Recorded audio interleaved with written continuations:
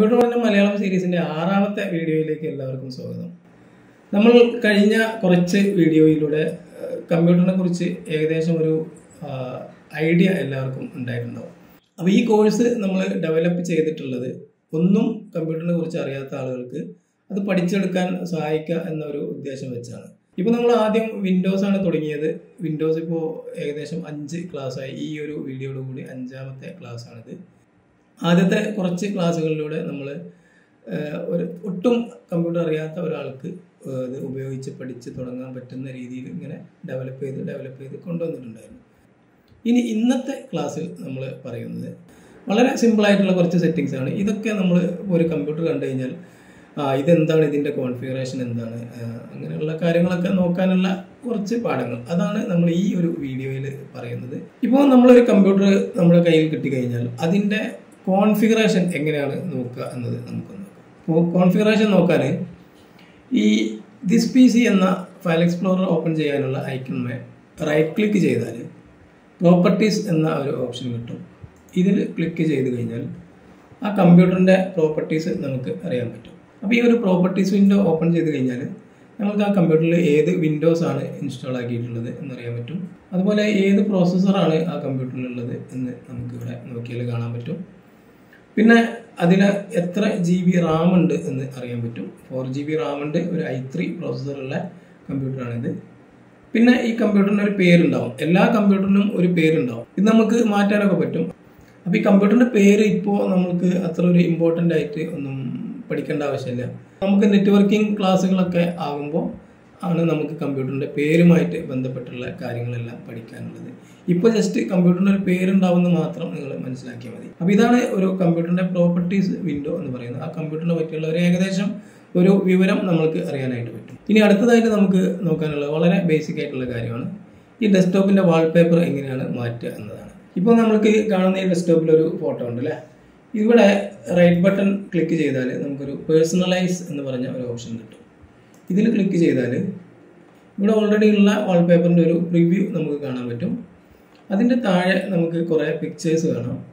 ഈ പിക്ചേഴ്സ് എല്ലാം ഇതിനകത്തുള്ളതാണ്. ഇതിൽ ഏത് പിക്ചറിൽ ക്ലിക്ക് ചെയ്താലും നമ്മുടെ ഡെസ്ക്ടോപ്പിൻ്റെ വാൾപേപ്പർ ആ പിക്ചറായിട്ട് മാറും. ഇനി നമ്മൾക്ക് കമ്പ്യൂട്ടറിനകത്തുള്ള ഒരു പിക്ചർ നമുക്ക് ഇഷ്ടമുള്ള ഒരു പിക്ചർ ഇതുപോലെ വാൾപേപ്പറാക്കി മാറ്റണമെങ്കിൽ ഇവിടെ ഈ ബ്രൗസ് എന്നുള്ള ഈ ബട്ടണിൽ ക്ലിക്ക് ചെയ്താൽ നമ്മൾക്ക് ഇപ്പോൾ ഈ ഡൗൺലോഡ് ഫോൾഡറിൽ ഒരു വാൾപേപ്പർ എന്ന് പറഞ്ഞൊരു ഇമേജ് ഉണ്ട്. സെലക്ട് ചെയ്ത് കഴിഞ്ഞാൽ ഇതാവും.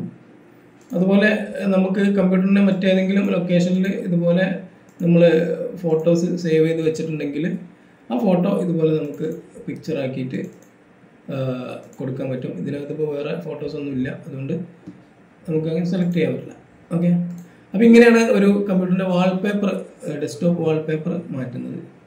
ഇനി നമ്മൾ ഫസ്റ്റ് ക്ലാസ്സിൽ ഡെസ്ക്ടോപ്പിനെ കുറിച്ച് പറഞ്ഞപ്പോൾ ഐക്കൺസിനെ കുറിച്ച് പറഞ്ഞിട്ടുണ്ടായിരുന്നു. അന്ന് നമ്മൾ പറഞ്ഞിട്ടുണ്ടായിരുന്നു നമ്മൾ ഇതിനകത്ത് ക്രിയേറ്റ് ചെയ്യുന്ന എല്ലാ ആപ്ലിക്കേഷൻസിൻ്റെയും ഐക്കൺസ് ഡെസ്ക്ടോപ്പിൽ വരില്ല.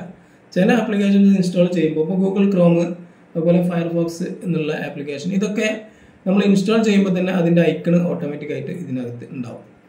പക്ഷേ ചില ആപ്ലിക്കേഷൻസ് നമ്മൾ ഇൻസ്റ്റാൾ ചെയ്താലും ഐക്കൺസ് ഡെസ്ക്ടോപ്പിൽ വരില്ല. നമ്മൾ മാനുവലായിട്ട് ഡെസ്ക്ടോപ്പിലേക്ക് ഐക്കൺ കൊണ്ടുവരണം. അപ്പോൾ അതെങ്ങനെയാണ് ചെയ്യുക എന്ന് നോക്കാം. അപ്പോൾ അതിന് ഒരുപാട് മെത്തേഡ് ഉണ്ട്. പക്ഷേ ആദ്യം നമ്മൾ അറിഞ്ഞിരിക്കേണ്ടത് ആ ആപ്ലിക്കേഷൻ ഏത് ലൊക്കേഷനിലാണ് ഉള്ളത് എന്നതാണ്. ഇപ്പോൾ നമ്മൾ വേർഡ് പാഡ് എന്നുള്ള ആപ്ലിക്കേഷൻ കഴിഞ്ഞ ക്ലാസ്സിൽ പഠിച്ചിട്ടുണ്ടായിരുന്നു. അപ്പോൾ ഈ വേർഡ് പാഡിൻ്റെ ഒരു ഐക്കൺ നമുക്ക് ഡെസ്ക്ടോപ്പിൽ ക്രിയേറ്റ് ചെയ്യണം. ഈ ഡെസ്ക്ടോപ്പിൽ റൈറ്റ് ക്ലിക്ക് ചെയ്താൽ ന്യൂ എന്ന ഒരു ഓപ്ഷൻ കിട്ടും.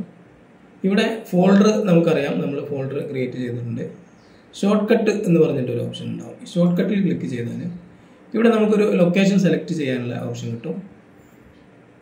ഇവിടെ നമുക്ക് എവിടെയാണ് നമ്മുടെ ഫയൽ ഉള്ളത് ആ ലൊക്കേഷൻ ഇവിടുന്ന് സെലക്ട് ചെയ്യാം. അപ്പോൾ വേർഡ് പാഡ് എല്ലാം ഉണ്ടാവുക സി ഡ്രൈവിലെ വിൻഡോസ് എന്നുള്ള ഫോൾഡറിൽ പോയാൽ, അപ്പോൾ ഞാനിവിടെ സി ഡ്രൈവിലെ വിൻഡോസ് എടുത്തിട്ട് ഇങ്ങനെ താഴേക്ക് സ്ക്രോൾ ചെയ്തു പോകുമ്പോൾ റൈറ്റ് എന്ന് പറഞ്ഞിട്ടൊരു ആപ്ലിക്കേഷൻ ഉണ്ട്. ഈ റൈറ്റ് എന്നുള്ള ആപ്ലിക്കേഷനാണ് വേർഡ് പാഡിൻ്റെ ആപ്ലിക്കേഷൻ. ഓക്കെ എന്ന് കൊടുത്തു, നെക്സ്റ്റ് എന്ന് കൊടുത്തു. ഇവിടെ നമുക്ക് ഇതിന് പേര് വേർഡ് പാഡ് എന്നൊക്കെ ആക്കി കൊടുക്കാം. ഫിനിഷ് എന്ന് കൊടുത്താൽ ആ ഷോർട്ട് കട്ട് ഇവിടെ ക്രിയേറ്റ് ആയി. ഇവിടെ ഡബിൾ ക്ലിക്ക് ചെയ്താൽ ആ ആപ്ലിക്കേഷൻ ഓപ്പൺ ആയി വരും. അപ്പോൾ ഇതാണ് ഒരു മെത്തേഡ്. ഇനി നമ്മൾക്ക് മറ്റൊരു രീതിയിൽ ഇത് ചെയ്യാൻ പറ്റും. ഫയൽ എക്സ്പ്ലോറർ എടുത്തിട്ട് സി ഡ്രൈവിൽ പോയിട്ട് വിൻഡോസ് എന്നുള്ള ഫോൾഡർ ഓപ്പൺ ചെയ്യാം. അവിടുന്ന് നമുക്ക് ആ ആപ്ലിക്കേഷൻ ഇവിടെ കാണാൻ പറ്റുമല്ലോ. അപ്പോൾ നോട്ട് പാഡ് എന്നുള്ള ആപ്ലിക്കേഷൻ ഞാൻ റൈറ്റ് ക്ലിക്ക് ചെയ്തു. ഇവിടുന്ന് ഇതിന്മേൽ റൈറ്റ് ക്ലിക്ക് ചെയ്യാം. ദെൻ സെൻഡ് ടു എന്നുള്ള ഒരു ഓപ്ഷൻ ഉണ്ടാവും. സെൻഡ് ടു ഡെസ്ക്ടോപ്പ് എന്ന് കൊടുക്കുക. അപ്പോൾ ഡെസ്ക്ടോപ്പിൽ അതിൻ്റെ ഒരു ഷോർട്ട് കട്ട് ക്രിയേറ്റ് ആയി. അപ്പോൾ 2 മെത്തേഡ് ഉണ്ട്. ഒന്ന് നമുക്ക് ആ കറക്റ്റ് ലൊക്കേഷനിലേക്ക് ഇവിടുന്ന് ബ്രൗസ് ചെയ്ത് പോകാൻ പറ്റും. അതല്ലെങ്കിൽ ആ ലൊക്കേഷനിൽ പോയിട്ട് അവിടുന്ന് ഇങ്ങോട്ടൊരു ഷോർട്ട് കട്ട് സെൻഡ് ചെയ്യാനായിട്ട് പറ്റും. അപ്പോൾ ഇങ്ങനെയാണ് ഒരു ആപ്ലിക്കേഷൻ്റെ ഷോർട്ട് കട്ട് ക്രിയേറ്റ് ചെയ്ത്. ഇത് നമ്മൾക്ക് ഒരു ഡി ഡ്രൈവിലുള്ള ഒരു ഫോൾഡറിൻ്റെ ഷോർട്ട് കട്ട് വേണമെങ്കിൽ നമുക്ക് ഇതുപോലെ ചെയ്യാൻ പറ്റും. അല്ലെങ്കിൽ സി ഡ്രൈവിലുള്ള ഒരു ഫോൾഡറിൻ്റെ ഒരു ഫയലിൻ്റെ ഷോർട്ട് കട്ടൊക്കെ നമുക്ക് ഇതുപോലെ ചെയ്യാം. അപ്പോൾ ഞാനിവിടെ ഡി ഡ്രൈവ് എടുത്തിട്ട് ഇവിടെ ഒരു ഫോൾഡർ ക്രിയേറ്റ് ചെയ്തു. സാമ്പിൾ എന്ന് പറഞ്ഞിട്ടൊരു ഫോൾഡർ ക്രിയേറ്റ് ചെയ്തു. ഇവിടെ ഇതിന്മേൽ റൈറ്റ് ക്ലിക്ക് ചെയ്തിട്ട് സെൻഡ് ടു ഡെസ്ക്ടോപ്പ് എന്ന് കൊടുത്താൽ ആ ഫോൾഡറിന് ഒരു ഷോർട്ട് കട്ട് ഇവിടെ ക്രിയേറ്റ് ആയി. ഇത് ഡബിൾ ക്ലിക്ക് ചെയ്താൽ നമ്മൾ ആ ഫോൾഡറിലേക്ക് പോകും. അപ്പോൾ ഡി ഡ്രൈവിലൊക്കെ നമ്മുടെ കുറച്ച് ഫയൽസ് ഉണ്ട്. എങ്ങനെ നമുക്കത് എപ്പോഴും എങ്ങനെ ചെയ്യേണ്ട, അവിടെ ദിസ് പി സി ക്ലിക്ക് ചെയ്തിട്ട് അല്ലെങ്കിൽ മൈ കമ്പ്യൂട്ടർ ക്ലിക്ക് ചെയ്തിട്ട് ഡി ഡ്രൈവ് ഓപ്പൺ ആക്കി അങ്ങനെ പോകേണ്ട കാര്യമില്ല. അതിനൊരു ഷോർട്ട് കട്ട് ഡെസ്ക്ടോപ്പിലേക്ക് ഇട്ട് കഴിഞ്ഞാൽ നമുക്ക് ഡെസ്ക്ടോപ്പിൽ തന്നെ ഡയറക്റ്റ് ആ ഫോൾഡറിലേക്കോ അല്ലെങ്കിൽ ആ ഫയലിലേക്കോ നമുക്ക് പോകാനായിട്ട് പറ്റും. ഇനിയുള്ളത് ഈ ഡെസ്ക്ടോപ്പിൽ ഉള്ളതുപോലെ തന്നെ ടാസ്ക് ബാറിലേക്ക് ഒരു ഐക്കൺ ക്രിയേറ്റ് ചെയ്യാൻ കുറച്ചും കൂടി എളുപ്പമാണ്. അപ്പോൾ ഞാൻ സ്റ്റാർട്ടിൽ ക്ലിക്ക് ചെയ്തു, ഓൾ ആപ്സ് എടുത്തു.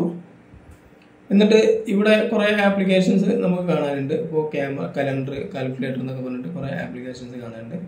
ഇവിടെ ഞാൻ കാൽക്കുലേറ്റർ എന്നുള്ള ഇതിന്മേൽ റൈറ്റ് ക്ലിക്ക് ചെയ്താൽ പിൻ ടു ടാസ്ക് ബാർ എന്ന് പറഞ്ഞിട്ടൊരു ഓപ്ഷൻ ഉണ്ട്. ടാസ്ക് ബാറിലേക്ക് പിൻ ചെയ്ത് വെക്കാം. ഇത് ക്ലിക്ക് ചെയ്ത് കഴിഞ്ഞാൽ അതിൻ്റെ ഐക്കൺ ഇവിടെ വരും. അതുപോലെ ഈ ക്യാമറ എന്നുള്ള ഓപ്ഷൻ ഐക്കൺ എടുത്തിട്ട് ഞാൻ പിൻ ടു ടാസ്ക് ബാർ എടുക്കാം, അതിൻ്റെ ഒരു ഐക്കൺ വരും. അപ്പോൾ ഇങ്ങനെയാണ് ടാസ്ക് ബാറിലേക്ക് ഒരു ഷോർട്ട് കട്ട് ക്രിയേറ്റ് ചെയ്യുന്നത്. അപ്പോൾ നമുക്ക് ഈ ഒരു ഐക്കൺ ഇനി ടാസ്ക് ബാറിൽ നിന്ന് റിമൂവ് ചെയ്യണേൽ റൈറ്റ് ക്ലിക്ക് ചെയ്തിട്ട് അൺപിൻ എന്ന് കൊടുത്താൽ മതി. അതുപോലെ ഇത് റൈറ്റ് ക്ലിക്ക് ചെയ്ത് അൺപിൻ എന്ന് കൊടുത്താൽ അത് പോകും. അപ്പോൾ അങ്ങനെയാണ് ഡെസ്ക്ടോപ്പ് ഐക്കൺസ് ക്രിയേറ്റ് ചെയ്യലും ടാസ്ക് ബാറിൽ ഐക്കൺസ് ക്രിയേറ്റ് ചെയ്യലും. ഓക്കെ, ഇപ്പോൾ നമ്മളിവിടെ ഈ ദിസ് പി സി അല്ലെങ്കിൽ ഫയൽ എക്സ്പ്ലോറർ എടുത്തു കഴിഞ്ഞാൽ ഇവിടെ സി ഡ്രൈവും ഡി ഡ്രൈവും ഉണ്ട് അല്ലേ. സി ഡ്രൈവ് ഉണ്ട്, ഡാറ്റ ഡി ഡ്രൈവ് ഉണ്ട്. എനിക്ക് ഈ ഡി ഡ്രൈവിൽ കുറച്ച് ഫയൽസ് ഉണ്ട്. അപ്പോൾ ഈ ഡി ഡ്രൈവിന് എനിക്ക് ഹൈഡ് ചെയ്ത് വെക്കണം. അപ്പോൾ എന്ത് ചെയ്യാൻ പറ്റും നമുക്ക് അപ്പോൾ ഈ ദിസ് പി സി എന്നുള്ള ഐക്കൺ റൈറ്റ് ക്ലിക്ക് ചെയ്താൽ മാനേജ് എന്ന് പറഞ്ഞിട്ട് ഒരു ഓപ്ഷൻ കിട്ടും. ഇത് കമ്പ്യൂട്ടർ മാനേജ്മെൻറ്റ് എന്നുള്ള ഒരു ഓപ്ഷനാണ്. ഇത് എടുത്തു കഴിഞ്ഞാൽ നമ്മൾ കമ്പ്യൂട്ടർ മാനേജ്മെൻറ്റ് എന്ന് പറയുന്ന ഒരു വിൻഡോയിലെത്തും. ഇവിടെ കുറേ ഓപ്ഷൻസ് ഉണ്ട്. ടാസ്ക് ഷെഡ്യൂൾ ടാസ്ക് കൊടുക്കാൻ, അതുപോലെ ഇവൻറ്റ് വ്യൂവർ എന്നൊക്കെ പറഞ്ഞിട്ട്, അതുപോലെ ഇതിൻ്റെ പെർഫോമൻസ് ചെക്ക് ചെയ്യാനുള്ള ഓപ്ഷൻസ് ഒക്കെ ഉണ്ട്.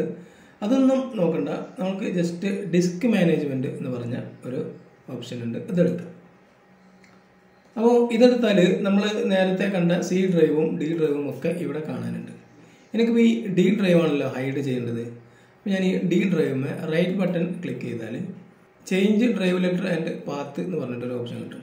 അതിൻ്റെ താഴെ ഫോർമാറ്റ് എന്ന് പറഞ്ഞിട്ടൊരു ഓപ്ഷൻ ഉണ്ട്, അത് കൊടുക്കരുത്. അത് കൊടുത്താൽ അതിനകത്തുള്ള ഡാറ്റ കംപ്ലീറ്റ് ഫോർമാറ്റായി പോകും. ഇപ്പോൾ change drive letter and path എന്നുള്ള ഈ ഓപ്ഷൻ കൊടുത്താൽ ഇവിടെ അതിൻ്റെ ഡ്രൈവ് ലെറ്റർ നമുക്ക് കാണിച്ചു തരും. ഡി എന്നുള്ള ഡ്രൈവ് ലെറ്ററിലാണ് ഇതുള്ളത്. ഇവിടെ നിന്ന് ചേഞ്ച് കൊടുത്താൽ നമ്മൾക്ക് ഈ ഡ്രൈവ് ലെറ്റർ ഇപ്പോൾ ഡി എന്നത് മാറ്റിയിട്ട് എമ്മോ എന്നോ ഏതെങ്കിലും ഒരു ഡ്രൈവ് ആക്കിയിട്ട് നമുക്ക് മാറ്റാൻ പറ്റും. എന്നിട്ട് ഇവിടെ എച്ച് ആക്കിയിട്ട് ഓക്കെ എന്ന് കൊടുത്താൽ ഇവിടെ നമ്മൾ ഇനി ഫയൽ എക്സ്പ്ലോറർ എടുത്താൽ നേരത്തെ ഉണ്ടായിരുന്ന ഡി ഉണ്ടായിരുന്നത് ഇപ്പോൾ എച്ച് ആയി മാറിയിട്ടുണ്ട്. നമ്മളതല്ല നോക്കുന്നത്, നമ്മൾ ഹൈഡ് ചെയ്യുക എങ്ങനെയാണെന്നുള്ളതാണ്. അപ്പോൾ ഇവിടെ റൈറ്റ് ബട്ടൺ ക്ലിക്ക് ചെയ്തു, മാനേജ് എടുത്തു, ഇവിടെ ഡിസ്ക് മാനേജ്മെൻറ്റ് എടുത്തു, ഇവിടെ റൈറ്റ് ക്ലിക്ക് ചെയ്തു, ചേഞ്ച് ഡ്രൈവ് ലെറ്റർ പാത്ത് എന്നുള്ള ഓപ്ഷൻ എടുത്തു. ഇവിടെ റിമൂവ് എന്ന് പറഞ്ഞൊരു ഓപ്ഷൻ ഉണ്ട്, റിമൂവ്. ഈ റിമൂവ് എന്നുള്ള ഓപ്ഷൻ ക്ലിക്ക് ചെയ്താൽ നമ്മളോട് ഒരു കൺഫർമേഷൻ ചോദിക്കും. ഇത് യെസ് എന്ന് കൊടുക്കുക. ഇനി വീണ്ടും നമ്മൾ ഫയൽ എക്സ്പ്ലോറർ എടുത്ത് നോക്കിക്കഴിഞ്ഞാൽ ആ ഡ്രൈവ് അവിടെ കാണാനേ ഉണ്ടാവില്ല. അപ്പോൾ ആ ഡ്രൈവ് ഹൈഡായി കിടക്കുകയാണ്. ഇനി ആ ഹൈഡായി കിടക്കുന്ന ഡ്രൈവ് എങ്ങനെ തിരിച്ച് കൊണ്ടുവരാം എന്ന് നോക്കാം. അപ്പോൾ അതിന് ഇവിടെ റൈറ്റ് ബട്ടൺ ക്ലിക്ക് ചെയ്യുക, മാനേജ് എടുക്കുക, ഡിസ്ക് മാനേജ്മെൻറ്റ് എടുക്കുക. ഇപ്പോൾ ആ ഡ്രൈവ് നമുക്കിവിടെ കാണാൻ പറ്റും, പക്ഷെ അതിനൊരു ഡ്രൈവ് ലെറ്റർ ഇല്ല. ആ ലെറ്റർ കൊടുത്താൽ അത് വീണ്ടും നമുക്ക് കാണാൻ പറ്റും. അതിന് റൈറ്റ് ക്ലിക്ക് ചെയ്യുക, ചേഞ്ച് ഡ്രൈവ് ലെറ്റർ എടുക്കുക, ആഡ് എന്നുള്ളൊരു ഓപ്ഷൻ ഉണ്ടാവും. ഈ ആഡ് എന്നുള്ള ഓപ്ഷൻ എടുത്തിട്ട് നമുക്ക് ഇഷ്ടമുള്ള ഒരു ഡ്രൈവ് ലെറ്റർ അതിന് കൊടുത്താൽ തിരിച്ച് വീണ്ടും നമുക്ക് എക്സ്പ്ലോറർ എടുത്താൽ ആ ഡ്രൈവ് അവിടെ കാണാനായിട്ട് പറ്റും. അപ്പോൾ ഇങ്ങനെയാണ് ഒരു പാർട്ടീഷനെ മൊത്തത്തിൽ നമ്മൾ ഹൈഡ് ചെയ്യുക. പക്ഷേ സി ഡ്രൈവിൻ്റെ പാർട്ടീഷൻ ചേഞ്ച് ചെയ്യാനോ അല്ലെങ്കിൽ അതിനെ ഹൈഡ് ചെയ്യാനോ ഒന്നും നിൽക്കരുത്. കാരണം സി ഡ്രൈവിലാണ് കംപ്ലീറ്റ് വിൻഡോസ് ഫയൽസും എല്ലാം സി ഡ്രൈവിലാണുള്ളത്. അപ്പോൾ അതിൽ കളിച്ചിട്ടുണ്ടെങ്കിൽ പിന്നെ വിൻഡോസ് ലോഡ് ആവില്ല. അപ്പോൾ ആ ഡ്രൈവ് കൊണ്ട് കംപ്ലൈൻ്റ് ആയി കിട്ടും. സി അല്ലാത്ത എല്ലാ ഡ്രൈവുകളും നമ്മൾക്ക് ഇങ്ങനെ ചെയ്യാൻ പറ്റും. ഇനിയിപ്പോൾ ഈ ഡി എന്നുള്ള ഡ്രൈവ് 50 GB ഉണ്ടല്ലോ, നമുക്ക് ഇതിനെ കട്ട് ചെയ്തിട്ട് 2 പാർട്ടീഷനാക്കി മാറ്റണം. അപ്പോൾ എന്ത് ചെയ്യാൻ പറ്റും?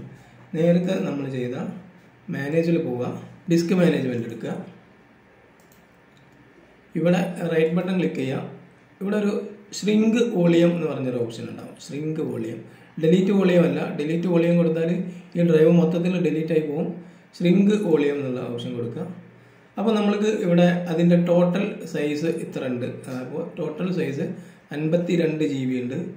സൈസ് അവൈലബിൾ ടു ഷ്രിങ്ക് എന്ന് പറഞ്ഞിട്ട്, അതായത് നമുക്ക് ഇതിനെ 48 GB ഉള്ള ഒരു പാർട്ടീഷനും പിന്നെ 3 GB ഉള്ള ഒരു പാർട്ടീഷനും ആക്കി മാറ്റാം. അതല്ലെങ്കിൽ നമ്മൾക്ക് ഇതിന് വേണമെങ്കിൽ ഞാൻ ഇതിനൊരു 20 GB, ഒരു 20,000 എന്ന് കൊടുത്താൽ 20 GB ഒരു പാർട്ടീഷനാക്കി. അപ്പോൾ ബാക്കി ഉണ്ടാവുക 32 GB ആണ്. ഞാനിതിനെ ഷ്രിങ്ക് എന്ന് കൊടുത്താൽ നമുക്കിവിടെ നേരത്തെ ഉണ്ടായിരുന്ന ഡി ഡ്രൈവ് 50 GB ഉണ്ടായിരുന്നത് 31 GB ആയിട്ട് മാറി. പുതിയ ഒരു പാർട്ടീഷൻ ഇവിടെ ക്രിയേറ്റ് ആയിട്ടുണ്ട്, അൺലൊക്കേറ്റഡ് എന്ന് പറഞ്ഞിട്ട്. അത് 20 GB ഉണ്ട്. ഇനി നമുക്ക് ആദ്യമേ റൈറ്റ് ബട്ടൺ ക്ലിക്ക് ചെയ്തിട്ട് ന്യൂ സിമ്പിൾ വോളിയം എന്നുള്ള ഓപ്ഷൻ കൊടുത്താൽ ഇവിടെ നമുക്കൊരു പുതിയ പാർട്ടീഷൻ ക്രിയേറ്റ് ചെയ്യാൻ പറ്റും. ഇവിടെ നെക്സ്റ്റ് എന്ന് കൊടുക്കുക. അതിൻ്റെ ഡ്രൈവ് ലെറ്റർ നമുക്ക് ഇഷ്ടമുള്ള ഡ്രൈവ് ലെറ്റർ സെലക്ട് ചെയ്യാം. ഇപ്പോൾ എഫിലാണ്, ഇവിടെ ഞാൻ FN എടുത്തു, നെക്സ്റ്റ് കൊടുത്തു. ഇവിടെ ഒരു പെർഫോം ക്വിക്ക് ഫോർമാറ്റ് എന്നുള്ള ഓപ്ഷൻ ഉണ്ടാകും, അത് ഓണാക്കിയിട്ടിട്ട് നെക്സ്റ്റ് എന്ന് കൊടുക്കുക, ഫിനിഷ് എന്ന് കൊടുക്കുക. അപ്പോൾ നോക്കൂ, പുതിയ ഒരു ഡ്രൈവും കൂടി അവിടെ ക്രിയേറ്റ് ആയിട്ടുണ്ട്. ഇനി നമ്മൾ എക്സ്പ്ലോറർ എടുത്തു കഴിഞ്ഞാൽ നോക്കൂ, ഇവിടെ F എന്ന് പറഞ്ഞ ഒരു ഡ്രൈവും കൂടി ഉണ്ടായിട്ടുണ്ട്. അപ്പോൾ ഇങ്ങനെയാണ് ഒരു ഡ്രൈവിനെ കട്ട് ചെയ്തിട്ട് മറ്റൊരു ഡ്രൈവ് ക്രിയേറ്റ് ചെയ്യുന്നത്. അപ്പോൾ നമ്മൾ ഡിസ്ക് മാനേജ്മെൻറ്റ് പഠിച്ചു, ഒരു ഡ്രൈവിനെ എങ്ങനെ ഷ്രിങ്ക് ചെയ്യാമെന്ന് പഠിച്ചു, ഒരു ഡ്രൈവിനെ എങ്ങനെ ഹൈഡ് ചെയ്യാമെന്നും പഠിച്ചു. അപ്പോൾ ഇത്രയുമാണ് ഈ ഒരു വീഡിയോയിൽ നമുക്ക് പറയാനുള്ളത്. അപ്പോൾ ഈ വീഡിയോ ഇവിടെ അവസാനിക്കുകയാണ്. വീഡിയോ ഇഷ്ടപ്പെട്ടെങ്കിൽ നിങ്ങൾ ലൈക്ക് ചെയ്യുക, നിങ്ങളുടെ ഫ്രണ്ട്സിനും റിലേറ്റീവ്സിനും ഒക്കെ വീഡിയോ ഷെയർ ചെയ്ത് കൊടുക്കുക. ചാനൽ സബ്സ്ക്രൈബ് ചെയ്യാത്തവരുണ്ടെങ്കിൽ ഒന്ന് സബ്സ്ക്രൈബ് ബട്ടൺ ഒന്ന് ഞെക്കി കൊടുക്കുക. ബെൽ ബട്ടണും കൂടി എനേബിൾ ആക്കി കഴിഞ്ഞാൽ അടുത്ത വീഡിയോ വരുമ്പോൾ നിങ്ങൾക്ക് അതിൻ്റെ നോട്ടിഫിക്കേഷനും കൂടി കിട്ടും. അപ്പോൾ അടുത്ത വീഡിയോയുമായി കാണുന്നവരെ thank you for watching. Thank you.